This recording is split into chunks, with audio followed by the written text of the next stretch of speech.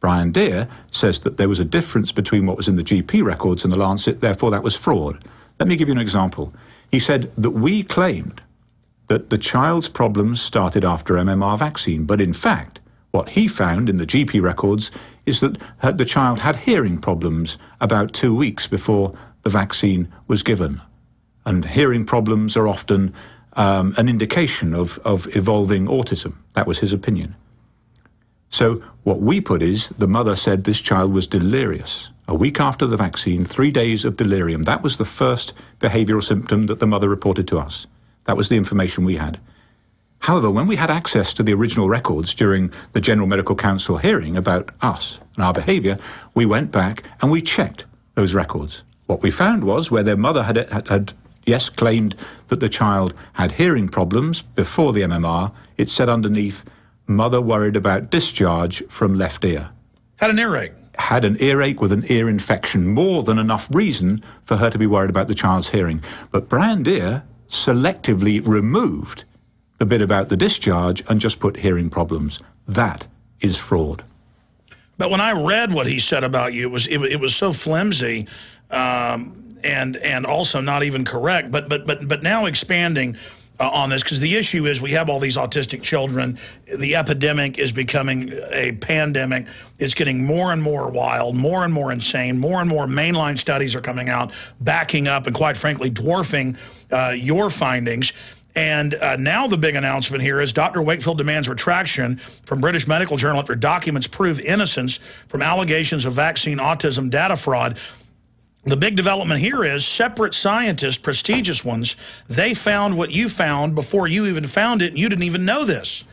Yeah, well, so, I mean, they're claiming you just pulled this out of a hat, and now it turns out prestigious scientists in your own country and doctors were finding the same thing. The same team, working on the same team as I was on, but independently of me, in order to confirm before he went and presented to this meeting exactly what was going on in the intestine of these children, he independently went and had the tissues reviewed by the senior pathologist at the hospital with an expertise. Yeah, that's who confirmed it. Yeah, that's right. Now, he did it to the highest standard of scientific rigor. He did it in a blinded fashion. So he, the pathologist looking down the microscope, did not know the diagnosis in the child or their symptoms. All he had was a slide or a set of slides to look at, and he made the diagnosis based on that. And when it came out, it was colitis, colitis, colitis, colitis, colitis. Inflammation of the bowel, exactly as it was faithfully reported in the Lancet paper. And it turns out you didn't even know about this, but they're running around saying you just made it up, but here it is separately confirmed. It is so bizarre. They have gone so far out on a limb. They have made such a fool of themselves.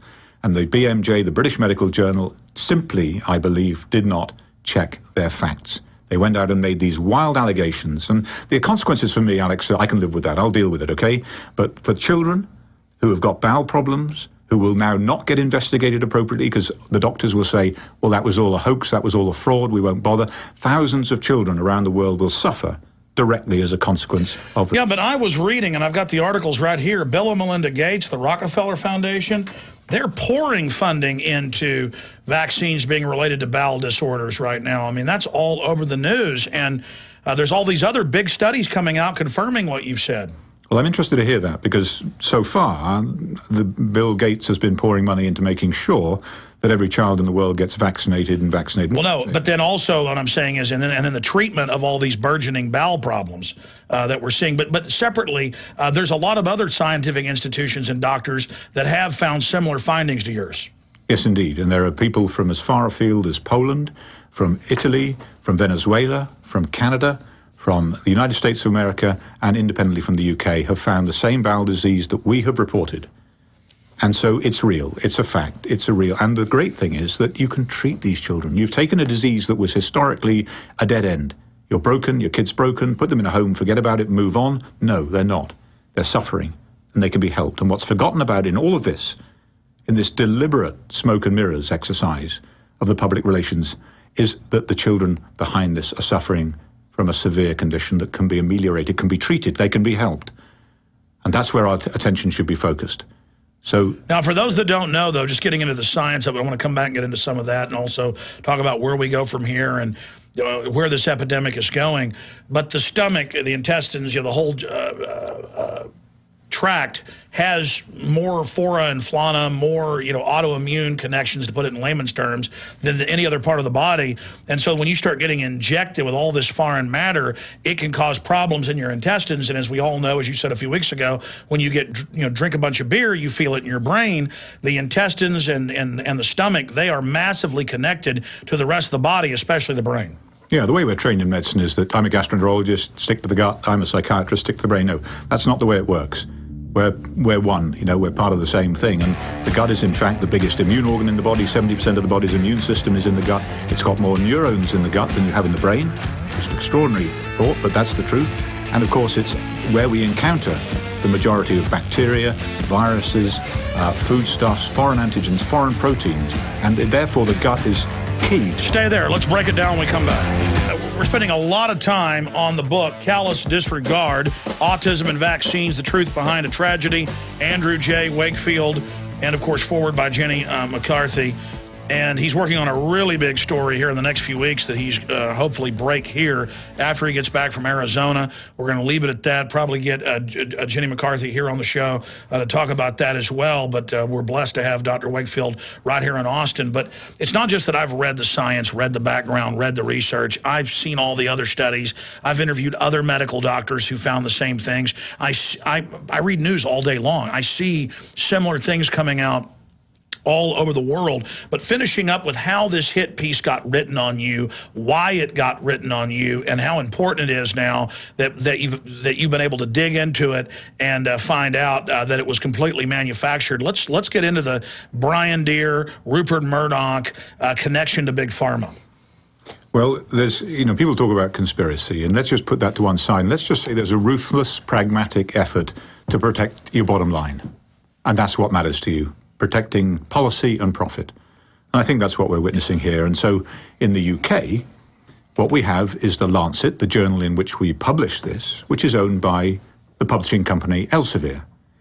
The head of Elsevier also happens to sit on the board of GlaxoSmithKline, or at least did when all of this was taking place. Now that's getting a little uncomfortable, a little cozy, that relationship.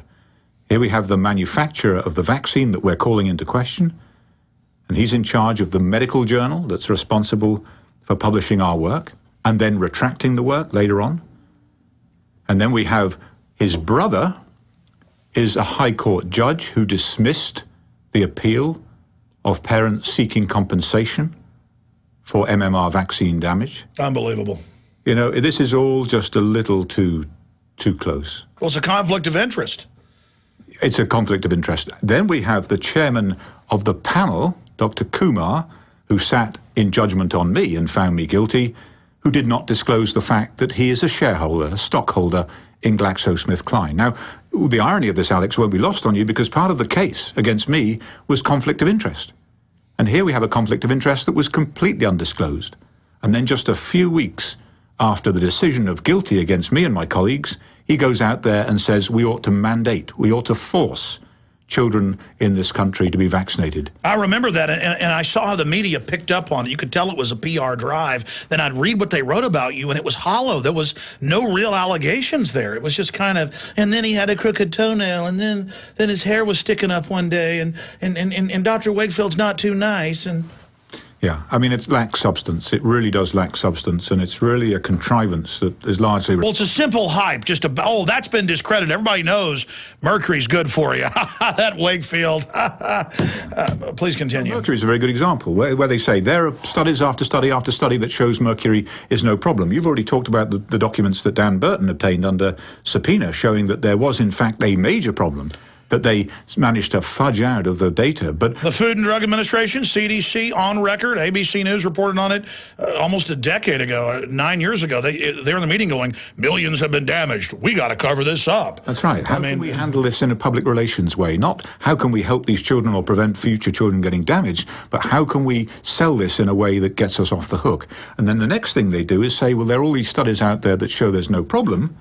When there's a formal scientific analysis of those studies, 74% support the association between mercury thimerosal preservative and autism. What about the monkey studies coming out? Okay, the monkey studies are something I was involved in with the University of Pittsburgh. We designed those studies to look at the effects of the vaccine schedule. Not individual vaccines in isolation, but the schedule. What happens to kids in the real world from hepatitis B on day one right the way through to there's preschool boosters, MMR, DTP, Hib, and all those things. What actually happens? What is the long-term consequence of those in terms of the gut and everything else? And the first 2 papers that have been published on that now show that as early as that first shot on the first day of life, then there are changes to the brainstem, a fundamental part of the brain that controls your breathing and your heart rate and your gut function, everything else, that then you start to damage that from very early on. Because it's not developed and it's not protected as much at a young age, correct? That's absolutely right. Absolutely right. It's not protected. It's more vulnerable. It's rapidly developing. And no one has ever done this study before. Why not? Why not? It shouldn't be left up to us to do it years after the... Well, how many tens of billions are made every year off these vaccines? Well, it's a $20 billion a year business, vaccination, and it's going up. It's the future of the profits of the pharmaceutical industry. But Rupert Murdoch's involved in this, too. It was his paper that first ran with it. That's right. Rupert Murdoch, Sunday Times in England. His son sits on the board of GlaxoSmithKline. His son is there to troubleshoot, specifically to troubleshoot public relations problems like this. So it's, again, it's far too cozy for the good of the public. It's unbelievable. And then meanwhile, they take the most prominent, most well-spoken guy and say, if we can cut the head off this thing, it'll go to, you know, it'll go down in flames. But it hasn't. I mean, even the British Medical Journal last year had to admit that the H1N1 was a fraud and a lie. I had their editor on. I had Wolfgang Wodarg, the head of the EU Commission, who's a doctor, saying how deadly it was, and then the Commission found it was bad. I mean, take Bayer Pharmaceutical. Came out 4 years ago that for a decade they knew that their factor VIII blood product had HIV and hepatitis in it and was a death sentence, a debilitating death sentence for everyone that took it. And they made the cold-blooded decision, in French court it came out, globally to ship it to make money. So, I mean, to give you an idea of big pharma, whether it's intentional or they're just ghouls who only care about bottom line, regardless, there's so much immunity being given to big pharma. Of course you're going to have these problems. Yes, it's astonishing to me that the people who allowed that to happen with HIV, hepatitis C, allowed to continue in business. It's absolutely extraordinary. Going after me when this kind of unethical practice is taking place is just ridiculous. But they've done it because they also control the media. Not this show, fortunately, but they control a lot of the mainstream media in advertising revenue. So they will say, okay. Oh, yeah, you don't see drug ads here. Nightly news, half the ads are drug ads. You don't hear that here. They rely on them. They can't function without them anymore. So when they've got me on the show, they just say, give this guy a really hard time, don't let him speak, make a fool of him, get him off. Okay, well, we're going to break in 4 minutes. We're going to come back in the final segment, get into where we go from here and how serious this scourge is, humanizing this, talking about the children. And, you know, like you pointed out, the ones that are really damaged, we notice. What about the general drop in U.S. IQ, British IQ? They've got maps all over the world. Wherever they've been vaccinating heavily, the IQs are dropping. This isn't just kids being lazy, not wanting to learn. They're being brain damaged by something. But expanding on that, if you were back on Good Morning America and they would shut up and give you 4 minutes to talk, what, you know, encapsulating it all, what would Dr. Andrew Wakefield say to the world? Put the children first. Above anything else, put the children first. Put the future of this country, put the future of the world first. Before profits, before policy. Let's do the right thing by the children. Vaccine safety first. Let's do the studies, let's do the science, let's find out. Let's not squander whatever benefits vaccines may have had by annihilating public confidence in vaccine policymakers because the public have been lied to. And that's what's happening now. And they know they've been lied to. Parents aren't anti-vaccine. What they are is anti-vaccine policymaker because it's they who have been lying to people. And that's got to stop. There's got to be transparency. There's got to be honesty. If a mistake's been made, let's put it right. Let's move on. But if you attrite public confidence in vaccine policy across the board, then you're going to run into major, major problems, and they have only got themselves to blame. Well, that was a quick summation, but I look at Bill and Melinda Gates and others. In fact, I saw the article earlier in the week. Will you guys print that, the Daily Mail? In Malaysia, they've released genetically engineered mosquitoes that go breed with the same type and then basically genetically engineers it through the next generation to die young. Sounds pretty dangerous to release that open air. They're coming out with DNA vaccines where they, quote, inject hundreds at once. so complex, no one could ever know what this is going to do.